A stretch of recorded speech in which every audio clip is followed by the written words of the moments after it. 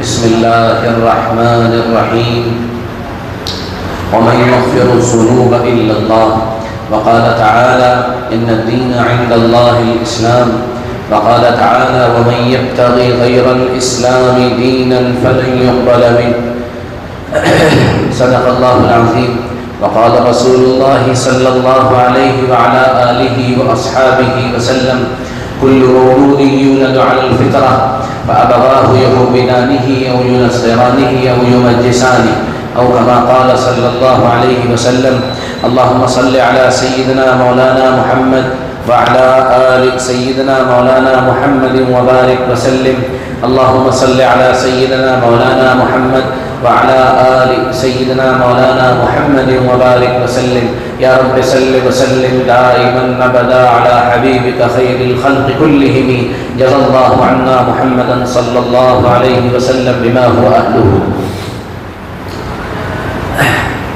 ہمارے اہل حق کے سلسلے کے امام شاہ ولی اللہ محدث دہلوی رحمۃ اللہ علیہ، جن کا ذکر میں بار بار الحمدللہ کرتا رہتا ہوں، اور وہ ذکر اس لیے ضروری ہے کہ اللہ تعالیٰ نے ان کے ذریعے سے اور ان کی برکت سے دین کا ایک پورا نظام اور سسٹم ہم کو سمجھایا ہے۔ آج کا جو گفتگو کا سلسلہ ہے وہ بہت اہم ہے، اور اس معنی کا بہت اہم ہے کہ بہت سی اہم ترین چیزیں انشاءاللہ وہ اس گفتگو سے آپ کو سمجھ میں آئیں گی، لیکن اس کے لیے شرط یہ ہے کہ دماغ کو کھلا رکھا جائے اور حاضر بھی رکھا جائے اور سمجھنے کی کوشش کی جائے۔ میٹھا حلوہ کھانا بہت آسان ہوتا ہے اور تیکھی چیزیں کھانا ذرا مشکل ہوتا ہے، لیکن مزہ اسی کو کھا کے آتا ہے۔ دوائیں کڑوی ہو تو وہ اگرچہ کڑوی ضرور ہوتی ہے، لیکن ان کا فائدہ بہرحال اپنی جگہ مسلم ہوتا ہے، طے شدہ ہوتا ہے۔ شاہ صاحب رحمۃ اللہ علیہ فرماتے ہیں کہ دیکھو، جب بچہ پیدا ہوتا ہے تو اس بچے کی مثال گوند کی طرح ہوتی ہے۔ گوند آپ نے دیکھا ہے آج کل اس کو باقاعدہ خوبصورت بنا کے بچوں کے سامنے پیش کیا جاتا ہے، پھر وہ اس گوند سے کوئی کار بناتا ہے، کوئی اس سے اور بھی چیزیں تیار کرتا ہے، بناتا ہے۔ دیکھا ہوگا آپ نے رنگ برنگی چیزیں بنتی ہیں، لیکن گوند جو ہوتا ہے اس کی اپنی کوئی شکل نہیں ہوتی، وہ تو نارمل ہے، آپ اس کو چاہے جیسے بھی ڈھال لیں۔ شاہ صاحب رحمۃ اللہ علیہ فرماتے ہیں جب بچہ پیدا ہوتا ہے تو وہ اس کی اپنی کوئی شکل نہیں ہوتی ہے، بس وہ تو ایک سیدھی سادی فطرت پر پیدا ہوتا ہے۔ جناب نبی کریم صلی اللہ علیہ وسلم نے ارشاد فرمایا کہ ہر بچہ فطرت پر پیدا ہوتا ہے، دین اسلام پر پیدا ہوتا ہے، پھر اس کے بعد اس پر محنت شروع ہوتی ہے، پھر اس کے ماں باپ جس دین پر ہوتے ہیں، جس مسلک پر ہوتے ہیں، جس مذہب پر ہوتے ہیں، وہ اسی کے مطابق اسے ڈھالنا شروع کر دیتے ہیں۔ جیسے اس گوند کو بچے کو دیا جائے، کسی بچے کو، پھر وہ اس کو اپنی سوچ کے مطابق کوئی کار بناتا ہے، کوئی جانور بناتا ہے، کوئی اور چیز بناتا ہے، اس کو اس طرح سے تیار کر لیتا ہے۔ اسی طرح بچے کی جو ساخت ہوتی ہے، پرداخت، اور اس کی جو اپروچ ہوتی ہے، وہ گھر والوں کو دیکھ کے بنتی ہے۔ ہاں ایک بات یاد رکھیے گا، ہر بچے کے لیے ہیرو جو ہوتا ہے نا، اس کا باپ ہوتا ہے۔ آئیڈیل پرسنالٹی ہر بچے کے لیے اس کا باپ ہے۔ وہ پیدا ہوتے ہی کیونکہ سب سے پہلے جس آدمی کو دیکھتا ہے وہ اس کا باپ ہے، تو وہ اپنے باپ کے رنگ میں اپنے آپ ڈھلتا ہے۔ باپ نے گالی دی، بچہ بھی گالی دینے لگے گا، اس کے لیے زیادہ محنت کی ضرورت نہیں پڑے گی۔ باپ کو اس نے دیکھا کہ وہ اچھے کاموں میں لگا ہوا ہے، وہ بھی اچھے کاموں میں لگنے لگے گا۔ آپ نے دیکھا ہوگا جن گھروں میں دینداری کا ماحول ہوتا ہے، بچے اپنے آپ مصلی لے کر آتے ہیں، اپنے آپ ہاتھ باندھ کر باپ کے پیچھے کھڑے ہو جاتے ہیں۔ تو بچہ ایک موم کی طرح ہے، اسے ہم ڈھالتے ہیں، اسے ہم تیار کرتے ہیں۔ یہ بات سمجھ میں آ گئی پوری؟ اس کے بعد پھر بچے کی زندگی شروع ہوتی ہے اور وہ اپنے ماحول کے حساب سے ڈھلنے لگتا ہے، اور دھیرے دھیرے اسی طرح وہ پروان چڑھتا ہے۔ سب سے پہلے گھر کا ماحول متاثر کرتا ہے، پھر وہ باہر نکلتا ہے تو باہر کا ماحول متاثر کرتا ہے، وہ باہر سے اثر قبول کرتا ہے، اس کے دوست ہوتے ہیں، اس کے تعلق والے ہوتے ہیں. آپ نے دیکھا ہوگا انسان اکیلے نہیں جی سکتا. یہ کوئی جانور نہیں ہے جو کسی کونے میں چلا جائے اور پھر وہاں سے نکلے نہیں اور اس کی زندگی گزر جائے. انسان کو ہر قدم پر انسان کی ضرورت ہے، دوستی کے لیے ضرورت ہے، تعلق بڑھانے کے لیے ضرورت ہے. پھر اس کے دوست بنتے ہیں.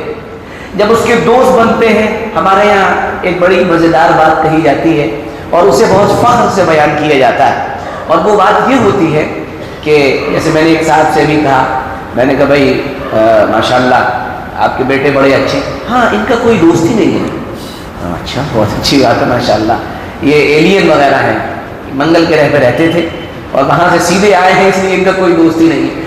کہیں دوستی نہیں ہے اس کی، کسی سے نہیں ملتا ہے.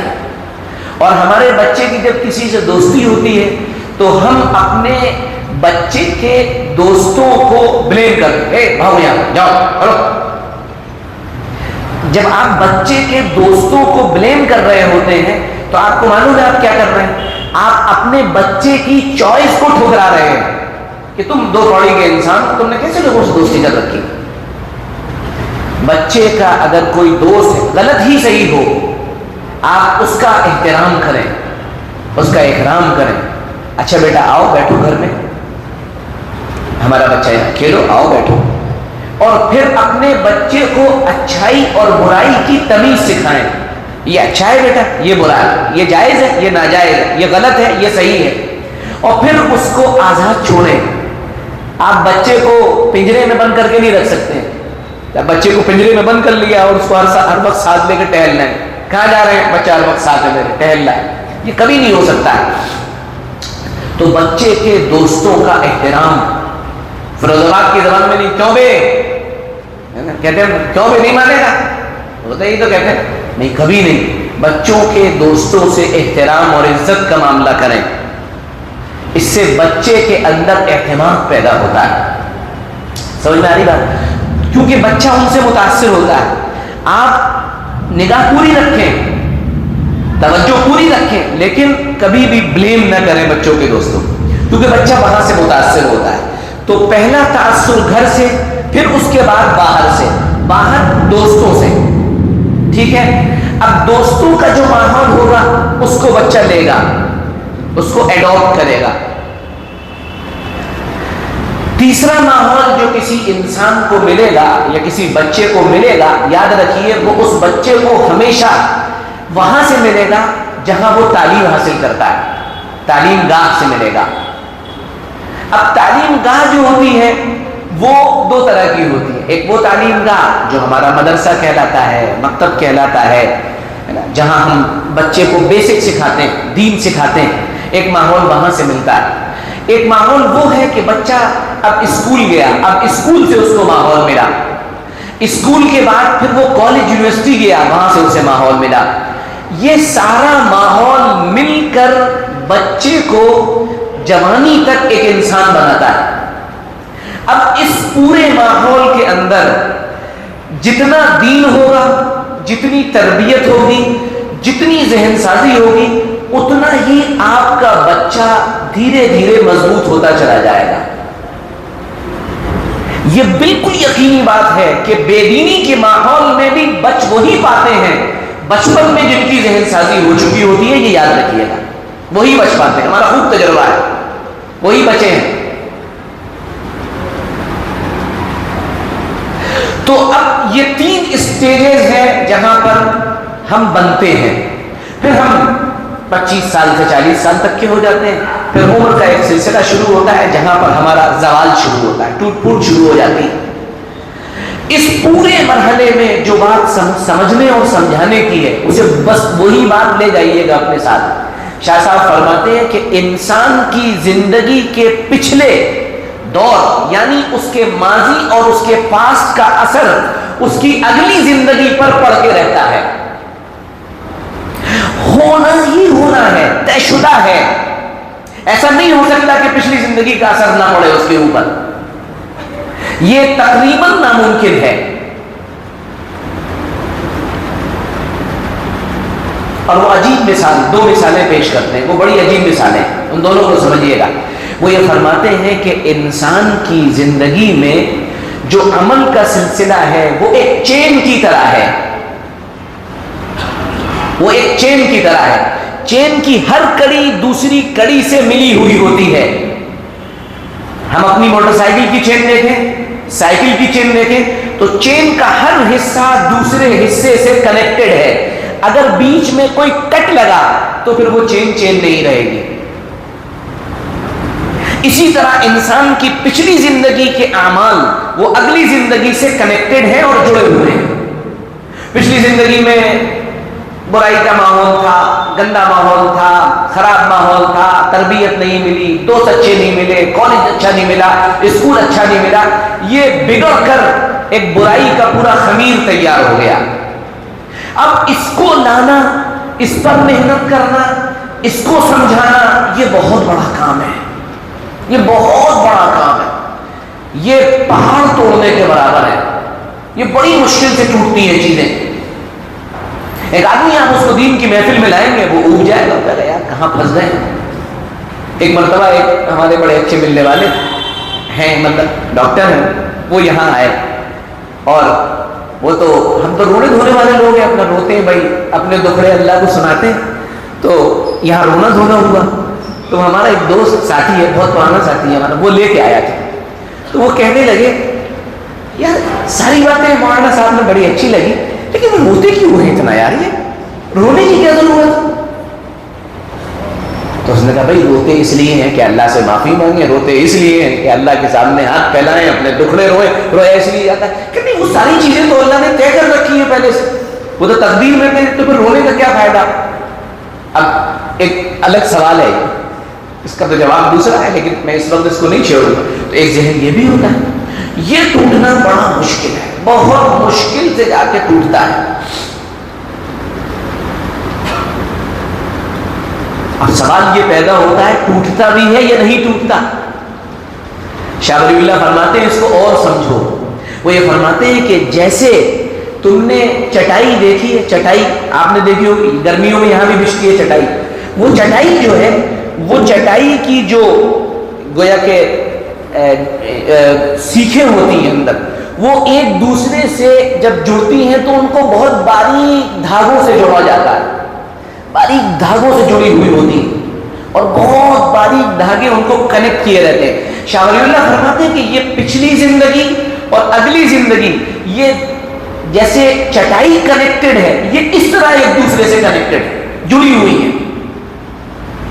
اس لیے یاد رکھیے گا، نارمل عام طور پر اکثر و بیشتر جن لوگوں سے دین کا بڑا کام لیا جاتا ہے، اللہ جن سے لیتا ہے، اللہ تو پھر بے نیاز ہے، وہ تو کسی سے بھی لے سکتا ہے، لیکن جن سے نارمل کام لیا جاتا ہے وہ 99% وہ لوگ ہوتے ہیں جو اپنے عنفوان شباب یعنی جوانی کے دور سے ہی ایسے ماحول میں آ چکے ہوتے ہیں کہ جہاں ان کی طبیعت اچھائی کی طرف مائل ہوتی ہے۔ ان سے گناہ بھی ہوتے ہیں لیکن گناہ کے بعد ان کو فوراً توبہ کی توفیق ملتی ہے، فوراً وہ اچھائی کی طرف لوٹتے ہیں اور فوراً وہ اللہ سے مانگتے ہیں اور فوراً وہ اللہ کی طرف متوجہ ہو جاتے ہیں۔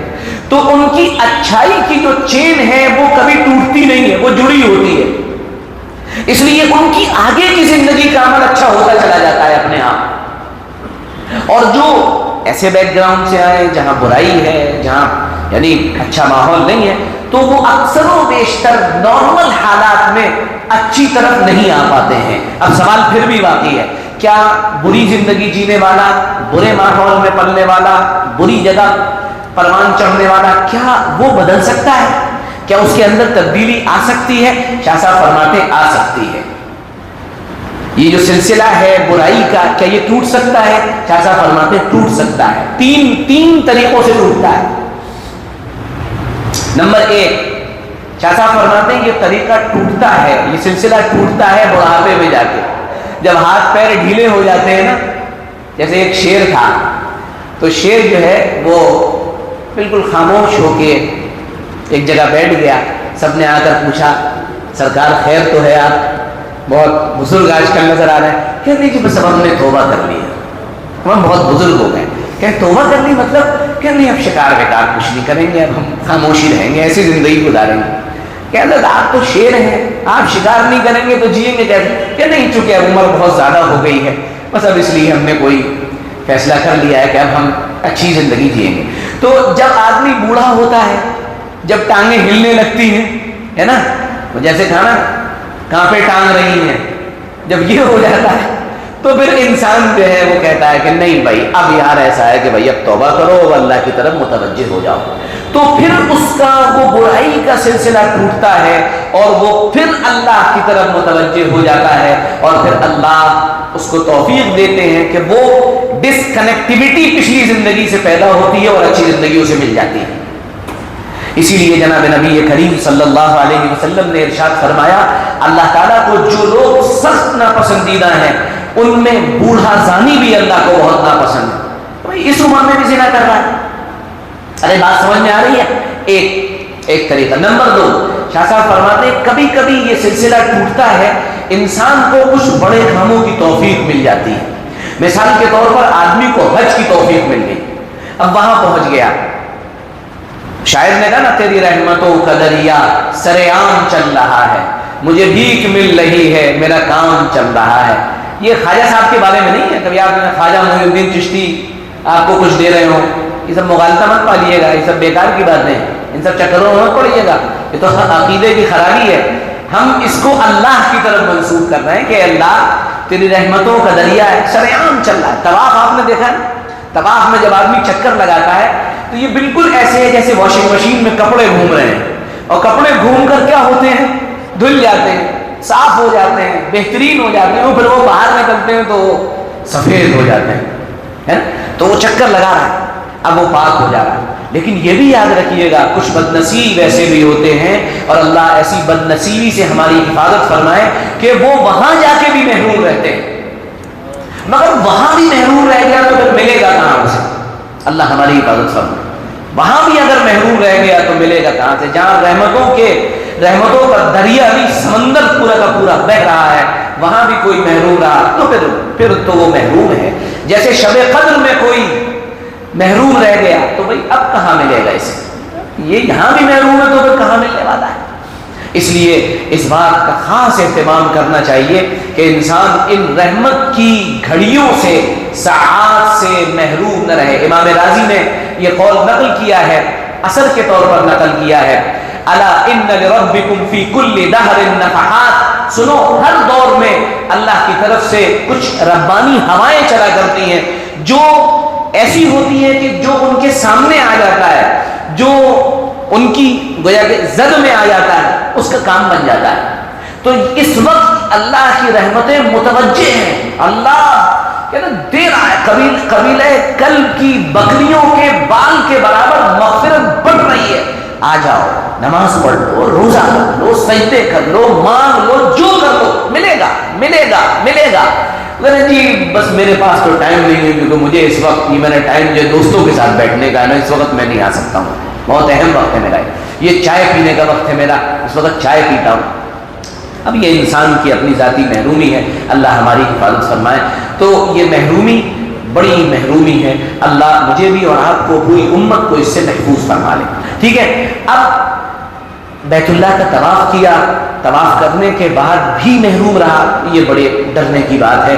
اللہ اپنے کرم سے ہمیں وہاں جانے کی بھی توفیق عطا فرمائے اور وہاں کی برکتیں نصیب فرمائے، اور وہاں کی محرومی سے میرے بھی اور آپ کی بھی اللہ ہم سب کی حفاظت فرمائے. دیکھو یاد رکھنا، سورج جب نکلتا ہے نا، سورج نکلتا ہے تو سورج کی روشنی جو ہوتی ہے نا، سورج کی جو روشنی ہوتی ہے، اس روشنی کی ایک خاصیت یہ ہوتی ہے کہ جب دھوبی کپڑے دھو رہا ہوتا ہے تو وہ روشنی جب زمین پر پڑتی ہے اور کپڑوں پر پڑتی ہے تو وہ کپڑوں کو سفید کر دیتی ہے. کپڑے دھلتے ہیں اور روشنی پڑی، اور جتنی تیز دھوپ ہوگی کپڑا اتنی جلدی سوکھے گا اور سفید ہو جائے گا. لیکن مزے کی بات یہ ہے کہ کپڑے کو دھونے والا جو ہے، جو کپڑے کو دھو رہا ہے، اس کے اوپر سورج کی روشنی پڑے گی تو وہ کالا ہو جائے گا. روشنی تو روشنی ہے، سورج ہے، وہ پڑ رہی ہے دو جگہ، ایک جگہ پڑی سفیدی آ گئی، دوسری جگہ پڑی انسان کالا ہو گیا. عجیب نظام ہے. تو تو جس کے اندر سفیدی کو قبول کرنے کی صلاحیت ہے وہ سفید ہو جائے گا، اور جس کے اندر یہ صلاحیت نہیں ہے وہ ہر جگہ محروم رہ جائے گا۔ آئیے بس سمجھ میں۔ تو شاہ ولی اللہ فرماتے ہیں کہ کبھی کبھی کچھ بڑے کام انسان سے ہو جاتے ہیں جس کے نتیجے میں پچھلی زندگی سے اس کا تعلق کٹ جاتا ہے اور نئی زندگی اس کی شروع ہو جاتی ہے۔ اور تیسری چیز علماء نے یہ لکھی ہے کہ کبھی ایسا ہوتا ہے کہ ایک انسان کسی بھی دینی مجلس میں محفل میں آیا اور وہ انٹینشنلی نہیں آیا، آیا تھا، آ کے بیٹھ گیا، اور اس جگہ پر اللہ کی رحمت متوجہ تھی، اس جگہ پر اللہ کی رحمت متوجہ تھی۔ یاد رکھیے دعا جو ہم مانگتے ہیں نا، یہ دعا 3 طرح کی ہوتی ہے، میں بار بار اسے دہراؤں گا، پورے آخری اشرے میں بار بار دہراؤں گا۔ ایک دعا جو عمل سے پہلے کی جاتی ہے وہ قبول ہوتی ہے، آپ نے نارمل دعا کی، وہ دعا قبول ہو گئی، آپ نے دعا مانگی، یہ قبول ہے۔ اور ایک عمل کے یعنی عمل کے ساتھ آپ دعا کر رہے ہیں، وہ دعا مقبول ہوتی ہے۔ اور جو دعا عمل کے بعد کی جائے اور مانگا جائے وہ دعا محبوب ہوتی ہے، یعنی وہ ڈائریکٹ اوپر جاتی ہے۔ تو ہم جو یہاں بیٹھتے ہیں نا، تو پہلے ایک عمل، اس کے بعد تراویح عمل، قرآن کا سننا عمل، دین کی بات کا کرنا عمل، اور پھر اس کے بعد دعا۔ آپ یقین رکھیں اور یقین سے مانگیں۔ میں آپ کو یقین دلاتا ہوں، یہ میری بات نہیں ہے، یہ اپنی میری بات نہیں ہے کہ اس میں میرا کوئی کمال ہے، لیکن ان مجلسوں اور محفلوں میں اللہ کی طرف سے رحمتیں متوجہ ہوتی ہی ہیں جو مجلسیں خاص دینی بنیادوں پر ہوتی ہیں۔ تو ایک بندہ آیا، کوئی انٹینشن نہیں تھا، نکل رہا تھا، اس نے کہا یار آواز آ رہی ہے، چلو بیٹھتے ہیں۔ وہ بیٹھ گیا اور وہاں پر اللہ تعالیٰ کی رحمت اس کی طرف متوجہ ہو گئی، اور ایک دم سے اللہ تعالیٰ نے اسے سلیکٹ کر لیا کہ بھائی نہیں بدل، ختم ہو گیا کام۔ مجھے خوب یاد ہے، اچھی طرح یہ بات یاد ہے کہ سن 1997 کی بات ہے۔ یہ حضرت قاری سید صدیق احمد بانوی رحمۃ اللہ علیہ، جو اپنے دور کے ولی کامل اور قطب وقت تھے، آپ لوگوں میں بہت سے لوگوں نے شاید دیکھا ہوگا انہیں، جوانوں نے تو نہیں دیکھا ہوگا، بوڑھے لوگوں نے کچھ نے دیکھا ہوگا۔ قطب وقت تھے، عجیب و غریب اللہ تعالیٰ نے ان کو نوازا تھا، کیا ان کی شخصیت تھی اور کیا ان کے کمالات تھے۔ میں 6 مہینے کا تھا تو وہ گھر پہ تشریف لائے، ابا سے ہمارا بڑا تعلق تھا ان کا، وہ گھر پہ تشریف لائے تو میں 6 مہینے کا ہو چکا تھا۔ تو ابا نے کہا کہ بیٹا ہوا ہے ہمارے 6 مہینے ہو گئے، آپ تہنیک فرما دیں۔ تو کہنے ارے آپ نے بتایا نہیں 6 مہینے کا ہو گیا۔ ابا نے کہا کہ آپ تشریف نہیں لائے، تو میں نے بتایا بھی نہیں۔ تو حضرت نے تہنیک فرمائی، یعنی کھجور چبا کے میرے منہ میں ڈالی، گود میں اٹھایا، کھلایا، جیسا کہ بتایا، بہت پیار کیا۔ تو بڑا تعلق تھا ان سے، ابا کا ہمارے، وہ تشریف لایا کرتے تھے، گھر پہ ہمیشہ آتے تھے، بڑے واقعات ہیں ان کے۔ تو 1997 میں انتقال ہوا ان کا، اگست کے مہینے میں انتقال ہوا تھا، اور اس کے بعد پھر شاید رمضان ہوا تھا۔ تو صبح کی مجلس تھی، ابا کی اعتکاف میں بیٹھتے تھے، تو ان کے ملفوظات اور ان کی زندگی چھپ کر آئی تھی۔ تو اس وقت ابا ہمارے وہی پڑھتے تھے، تو میں بیٹھا ہوا تھا، تو وہ ابا نے وہی پڑھ کے سنائے، میرے اوپر اتنا تاثر اس کا قائم ہوا، اتنا ہوا، یعنی اس میں میرا تو شاید کوئی کمال ہی نہیں تھا، تو ابا کی توجہ تھی، میں چونکہ چھوٹا تھا تو مجھ پہ زیادہ ہی محبتیں تھیں ابا کی، باقی تو باپ سب سے ہی محبت کرتا ہے۔ تو انہوں نے میری طرف توجہ دے کے بار بار قاری صاحب کے حالات بتائے، اور دوپہر کے وقت ایسے دعا کی ابا نے، ایسے دعا کی، اور مجھے یاد ہے میں ایسا بلک کے رویا کہ، اور میں زیادہ کوئی عمر نہیں تھی میری، 12-13 سال عمر رہی، تو ایسا رویا کہ میری رائل ٹپک رہی تھی، ناک ٹپک رہی تھی، آنسو ٹپک، دوپہر کا وقت تھا، اور میں ان کی زندگی کے بارے میں سوچ رہا تھا کہ یار ایک آدمی ایسی بھی زندگی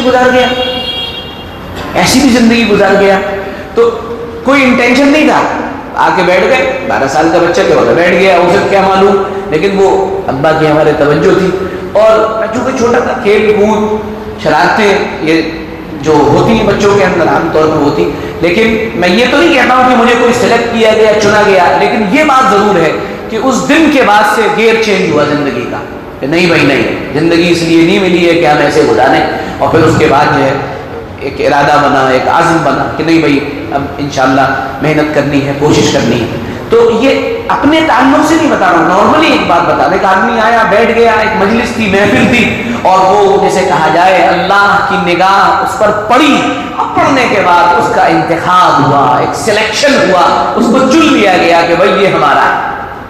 اللہ دو طرح سے چنتا ہے. کبھی ایک انسان عمل کر رہا ہے لگاتار ذکر دعا تسبیح میں لگا ہوا ہے، اور وہ دھیرے دھیرے کر کے پہنچ رہا ہے اللہ تک، ہے نا، یہ راہ سلوک ہے، چل رہا ہے، یہ بھی محروم نہیں ہے. اور کبھی ایسا ہوتا ہے کہ ان کی طرف سے فیصلہ ہوتا ہے کہ بھائی اس کو زیادہ چلانا نہیں ہے، آؤ اسے چن لیتے ہیں، آ جاؤ تم سے ہم کام لیں گے. تو یہ عجیب و غریب اللہ تعالیٰ کی طرف سے ایک معاملہ ہے، جو معاملہ کم لوگوں کے ساتھ ہوتا ہے لیکن ہو جایا کرتا ہے، اور اس کے ذریعے سے پچھلی زندگی سے ڈسکنیکٹ ہو جاتا ہے انسان. ارے بات کلیئر ہو رہی ہے؟ تو پوری بات کا خلاصہ یہ ہوا کہ انسان کی پچھلی زندگی کا اثر اس کی اگلی زندگی پر پڑ کر رہتا ہے. پچھلی زندگی اچھی ہوتی ہے تو اگلی زندگی بھی اچھی ہوتی ہے، پچھلی زندگی خراب ہوتی ہے تو عام طور پر اگلی زندگی بھی خراب ہوتی ہے. لیکن کیا پچھلی زندگی خراب ہے تو اگلی زندگی میں کوئی تبدیلی کے امکانات ہیں؟ شاہ ولی اللہ فرماتے ہیں کہ ہاں امکانات ہیں. یہ امکانات تین طرح کے ہیں. نمبر ایک، پہلی بات یہ ہے کہ پچھلی زندگی کا جو سلسلہ ہے وہ ٹوٹے، یعنی آدمی بوڑھا ہو جائے اور بوڑھا ہو کر توبہ طائب ہو جائے، اللہ کی طرف متوجہ ہو جائے. نمبر دو، دوسرا طریقہ یہ ہے کہ انسان سے اللہ کوئی بڑا کام لے لے، حج کرا دے، کوئی اور کام. آپ نے وہ باتیں سنے نا، ایک فاحشہ عورت تھی، اس فاحشہ عورت نے ایک بلی کو دیکھا جو پیاسی تھی، اس نے اپنے جوتے میں اسے پانی پلا دیا. اب یہ سلسلہ ٹوٹا، اللہ نے کہا جاؤ مغفرت کر دی، اب یہ سلسلہ ٹوٹ گیا اور وہ اچھوں میں شمار. اور تیسرا یہ، کوئی محفل کوئی مجلس ایسی ہو جہاں پر انسان جا کے چاہے بنا انٹینشن کے بیٹھ جائے اور وہاں بیٹھ جائے، وہاں پر کوئی مقبول اللہ کا بندہ بیٹھا ہو، ہے نا. جو ٹوٹے دل ہوتے ہیں اللہ ان کے بہت قریب ہوتا ہے. اس میں کون سا ٹوٹا دل ہے یہ کسی کو نہیں معلوم. اس میں کس کا دل کتنی طرح سے ٹوٹا ہوا ہے یہ آپ نہیں جانتے ہیں، ہے نا. جو شاعر نے کہا نا، جو تان پہ بیتی ہے وہ ہر دل نے سنی ہے، جو دل پہ بیتی ہے وہ اس دل کو پتا ہے. تو کس کے اوپر کیا بیت رہی ہے وہ آپ کو معلوم نہیں، کون کس کرب میں جی رہا ہے یہ آپ کو معلوم نہیں، کس کے اوپر کیا تاثر کسی چیز کا قائم ہے یہ آپ کو معلوم نہیں ہے. بس یہ چیز یاد رکھیں کہ اللہ اس طرح سے بھی قبول کر لیتا ہے اور پچھلا سلسلہ ٹوٹ جاتا ہے اور پھر اللہ اس بندے کو چن لیتا ہے. اللہ چنتا بھی انہی کو ہے جو اپنے آپ کو چنوانا چاہتے ہیں. ہدایت کوئی اتنی فری کی چیز نہیں ہے، جنت کوئی اتنی سستی چیز نہیں ہے کہ آپ کو فری میں مل جائے. ہم ایک بزرگ کے پاس بیٹھے ہوئے تھے، انہوں نے کہا بھائی چلو دعا کریں اللہ ہم کو شہادت کی موت نصیب فرمائے. تو ساتھ والے تھے، کہتے مولانا صاحب کیسی باتیں کر رہے ہو کیسی باتیں کر رہے ہو، شہادت کی موت، ہے نا. موت کا تو ڈر قائم ہے ہمارے اوپر. ایک بہت بڑے سرمایہ دار تھے، سفر میں ہمارے ساتھ تھے، تو کہنے لگے کہ سامان رکھا گیا تو آیا سامان، تو اس میں کاجو کی برفی بھی تھی. تو میں نے کہا کھائیے، تو کہنے ارے نہیں یار میں نہیں کھاؤں گا. میں نے کہا کیوں؟ کہنے شوگر ہو گئی ہے مجھے. میں نے کہا اچھا. میں نے کہا شوگر کا مطلب یہ ہے کہ الٹی گنتی شروع ہو چکی ہے، آپ کی کاؤنٹ ڈاؤن شروع ہو چکا ہے، آپ موت کی طرف تیزی سے چل رہے ہیں. تو کہنا ارے یار چپ رہو، صبح صبح ایسی باتیں کرنا مرنے ورنے کی، یہ سب باتیں مت کرو. تو جیسے غیر مسلموں کا تاثر ہوتا ہے کہ مرنے کی چیز، مرنے کا ذکر برا لگتا ہے انہیں، ایسے ہی ہمارا بھی حال ہو گیا ہے. تو ان بزرگ نے کہا چلو بھائی دعا کریں کہ اللہ شہادت کی موت نصیب فرمائے. اب جو ارد گرد والے تھے وہ گھبرا گئے. تو ان بزرگ نے کہا گھبراؤ نہیں، شہادت اتنی سستی چیز نہیں ہے کہ تمہیں مل جائے. شہادت اتنی ہلکی چیز تھوڑی ہے کہ وہ ہر ایک کو مل جائے. وہ تو اللہ کیلیبر دیکھتا ہے کسی کا اور پھر جا کر دیکھ کر اللہ اس کو عطا کرتا ہے. شہادت ان لوگوں کو ملتی ہے جن کا کیلیبر اتنا اونچا ہوتا ہے کہ 17 سال کا ایک نوجوان جب وہ شہید ہوا غزہ کی سرزمین پر، اس کے بدن کے چتھڑے اڑ گئے، اس کی ڈائری ملی. اس ڈائری میں اس نے لکھا پچھلے ہفتے کے میرے گناہ یہ ہیں. تو اس نے اپنے 3 گناہ گنائے. ان گناہوں میں پہلا گناہ اس نے یہ گنایا کہ پہلا گناہ میرا یہ ہے کہ میں روزانہ 1000 مرتبہ جناب رسول اللہ صلی اللہ علیہ وسلم پر درود پڑھتا تھا. ہوا یوں کہ جنگ کی مصروفیت کی بنا پر میں 400-500 مرتبہ درود پاک پڑھ پایا. یہ میرا پہلا گناہ ہے. ہائے ہم تو قربان چلے جائیں تیرے گناہ پر، ہم تو مر مٹے تیرے گناہ پر، تیرے قدم مل جائیں تو ہم ان قدموں کو چوم لیں، صدقے جائیں۔ یہ وہ لوگ ہیں جن کو اللہ تعالیٰ نے پیدا ہی جنت کے لیے کیا ہے۔ ان کی یہ پریشانیاں جو آپ کو نظر آ رہی ہیں، یہ پریشانیاں کل ان آسانیوں میں تبدیل ہوں گی کہ آپ کھڑے ہوں گے اور رش کریں گے، کیا بات ہے، یہ کہاں پہنچ گیا ہے نا۔ جیسے جنت جو ہے وہ مان لیے پل کے پاس ہے، ہماری دوڑ جنت کے لیے یہاں سے شروع ہوگی اور ان کی دوڑ جو ہے نا وہ پل کے پاس سے شروع ہوگی، یہ 2 منٹ میں اندر چلے جائیں گے اور ہمیں دوڑ لگانی پڑے گی۔ وہ کہتا ہے دوسرا گناہ میرا یہ ہے کہ میں 5 وقت کی نماز باجماعت مسجد میں اہتمام سے پڑھتا تھا، جنگ کی مصروفیت کی بنا پر مسجد کی جماعت چھوٹ گئی لیکن نماز باجماعت ہی میں نے ادا کی، الحمدللہ۔ یہ میرا دوسرا گناہ ہے، یہ میرا دوسرا گناہ ہے۔ کہاں ہیں وہ لوگ، کہاں ہیں وہ لوگ جو کہتے ہیں سردی بہت زیادہ تھی، اصل میں ایکچول میں اس لیے وہ دیٹس رائٹ میں اٹھ نہیں پایا صبح فجر میں، اصل میں اے سی بہت زیادہ ٹھنڈا کر رہا تھا تو میں نے کمبل اوڑھ لیا اور پھر نیند ایسی آئی کہ اذان تو سنائی دی لیکن آنکھ نہیں کھل پائی، ہے نا۔ وہ کہتا ہے دوسرا گناہ۔ تیسرا گناہ میرا یہ ہے کہ میں تہجد بہت پابندی سے بہت فوکس ہو کر پڑھتا تھا، لیکن یہ جنگ کی ہمہ ہمی کی وجہ سے تہجد تو میں نے پڑھی لیکن وہ توجہ نصیب نہ ہوئی۔ اللہ میرے ان تینوں گناہوں کو معاف کر دے۔ اب آپ ذرا اندازہ لگائیے کہ یہ جن چیزوں کو گناہ کہہ رہا ہے وہ تو ہماری زندگی میں ہی نہیں ہے، وہ ہماری زندگی میں نہیں ہے۔ یعنی اگر رمضان میں بھی تہجد نہ ملے، یعنی اگر رمضان میں بھی رونا نصیب نہ ہو اور رمضان میں بھی ہاتھ نہ اٹھیں اور رمضان میں بھی لمبے سجدے نصیب نہ ہو اور رمضان میں بھی اللہ سے نہ مانگا جائے، تو آپ مجھے یہ بتاؤ پھر کون سا وقت آئے گا مانگنے کا، پھر کون سا وقت آئے گا جس میں آپ کو دیا جائے گا؟ میرے بھائیوں، دوستوں، عزیزوں، بزرگوں، نوجوانوں، میں آپ سے یقین سے کہتا ہوں عمل کے بعد یہ جو مجلس قائم ہوئی ہے اور یہ جتنے معتکفین یہاں بیٹھے ہیں جو اپنے گھر، اپنے رشتہ دار، اپنے ملنے والوں، تعلق والوں کو چھوڑ کر اللہ کے در پہ پڑے ہیں اور صرف اسی لیے پڑے ہیں کہ اللہ راضی ہو جائے، تو اس وقت جو دعا ہوگی آپ یقین سے مانگیے اپنی دعائیں، یہ دعائیں قبول ہو کر رہیں گی انشاءاللہ۔ دعاؤں میں جلدی بھی کریے۔ بہت سے لوگ ہوتے ہیں وہ عمرہ کرنے جیسے جاتے ہیں، پہنچے، اب عمرہ کرنے کے پہنچے تو وہاں ایسا لگتا ہے کہ ان کو عمرہ کرنے کے بعد کارخانے میں کام کرنے جانا ہے، ایسے ہی حالات ہوتے ہیں۔ بہت سا جلدی کریں، کائے کی جلدی، کہاں جانا ہے، جانا کہاں، جلدی عمرہ کر لیں، جلدی عمرہ کر کے کیا کرو گے، یہاں کائے کے لیے آئے، پہنچے، دعا میں جیسے موت آنے لگتی ہے، آپ دعا مانگ رہے منہ دیکھ رہے ہو، جلدی ختم ہو جائے، جلدی ختم ہو جائے، جلدی ختم ہو جائے، کیا ہے یہ؟ اللہ سے مانگنے کا وقت، اللہ کو منانے کا وقت، روٹھا رب مان جائے یہ اس کا وقت ہے۔ چے جائے کہ آپ وہاں پہنچ کر بھی جلدی کرنا ہے، آپ یہاں پر آئے مجلس میں، بات 10 منٹ زیادہ ہو گئی، آپ کو کیا کرنا ہے یہاں سے جانے کے بعد؟ کون سی آپ کو فیکٹریاں چلانی ہیں رات میں؟ اگر آپ کے 10 منٹ زیادہ لگ جائیں گے یا 15 منٹ، اگر 15 منٹ لگا کے اللہ راضی ہو جائے اور ہم کو ہمارے دل کی تمنائیں، آرزوئیں اور مرادیں مل جائیں، کون سا بڑا مشکل سودا ہے؟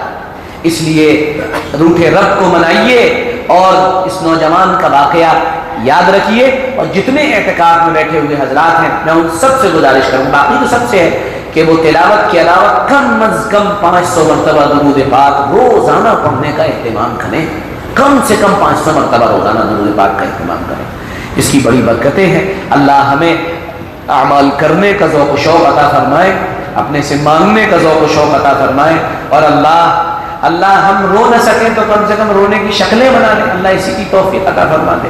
اور اللہ رب العزت اس مجمع میں، اس محفل میں یقینی طور پر تیرا کوئی مخلص بندہ ضرور بیٹھا ہوگا جس پر آپ ناز کرتے ہیں، جس سے آپ خوش ہیں، اللہ اس کے طفیل میں ہمارے بہت سے کام اللہ تعالیٰ بنا دے گا۔ اور بہرحال رمضان تو ہے ہی اور یہ مبارک راتیں تو ہیں ہی ہیں، ہے نا۔ اللہ تعالیٰ ہم سب کو اپنے فضل و کرم سے قبول فرمائے۔ یہ مت سوچا کریے کہ 21ویں شب ہے تو دعا طاقتور ہو جائے، 22ویں میں ذرا ہلکی ہو جائے۔